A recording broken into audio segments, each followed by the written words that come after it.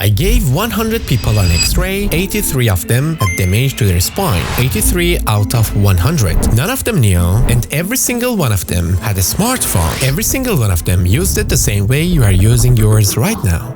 I'm Dr. Max. In the next 10 minutes, I'm going to show you exactly what is happening inside your cervical spine every time you look down at your phone, what stage of damage you are likely already in, and the 4-step protocol that the research actually supports for stopping it before it becomes permanent. Because here's the thing that nobody tells you. This does not feel like damage when it is happening. It feels like a sore neck, a headache, tired shoulders at the end of the day. Normal, unremarkable, easy to ignore, until it's not.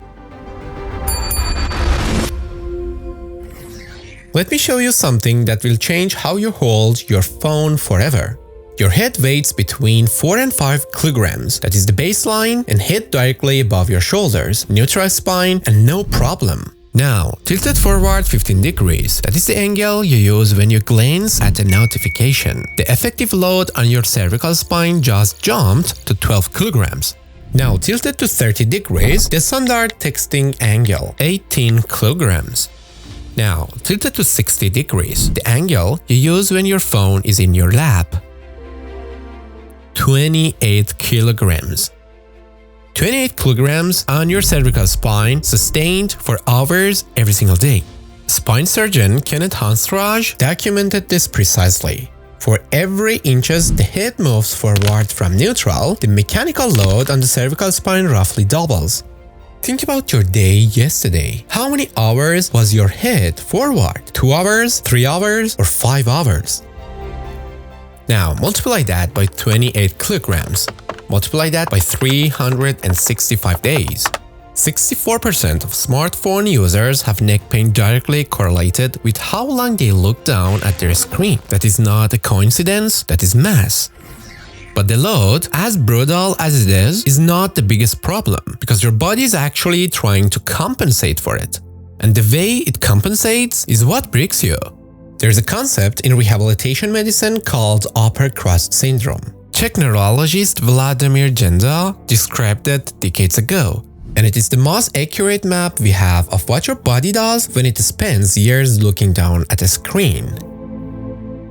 Here's what happens. Certain muscles work overtime to hold your head up against that 28 kilograms load. They tighten, they shorten, they become chronically overactive. The upper trapezius, the muscle across the top of your shoulders, the sternocleidomastoid, the thick rope of muscle running up each side of your neck, the levator scapulae, the pectorals, the suboccipitals at the base of your skull.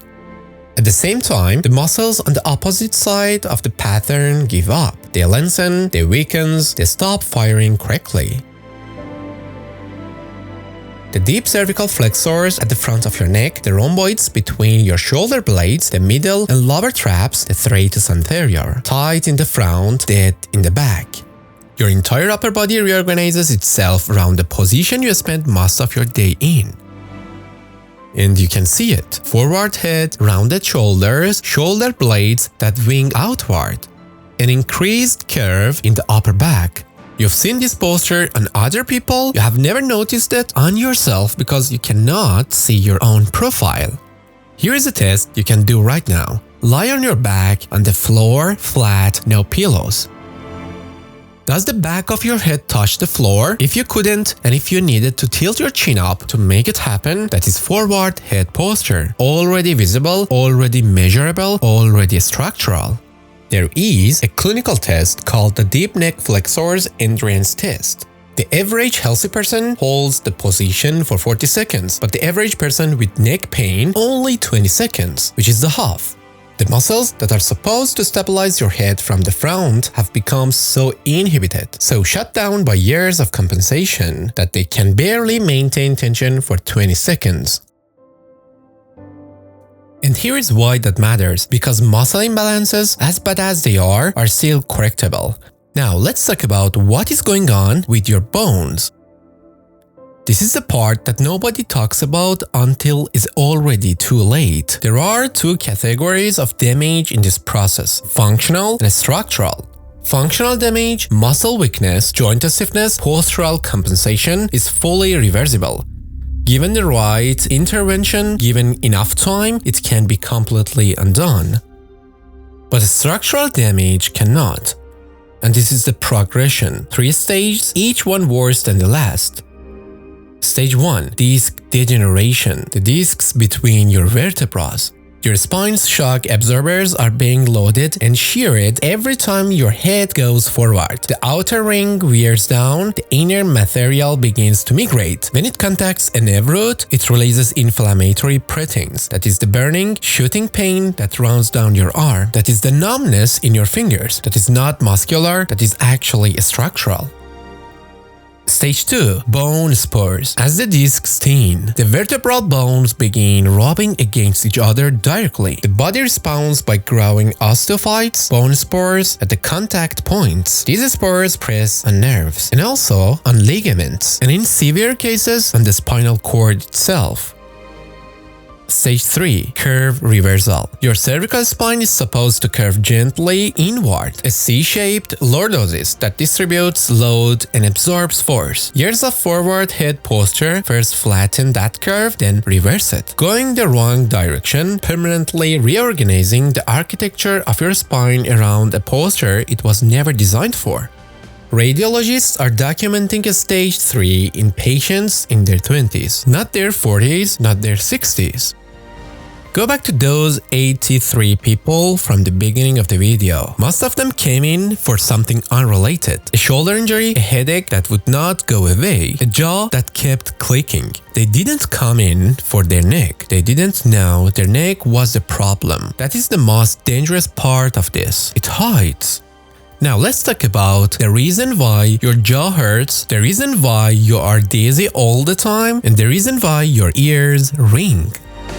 What happens in the cervical spine does not stay in the cervical spine. A 2024 review of 27 studies confirmed that sustained forward head posture produces measurable changes across the cervical, thoracic, and lumbar spine simultaneously. The entire spinal column recognizes around where the head goes, but it goes further than the spine.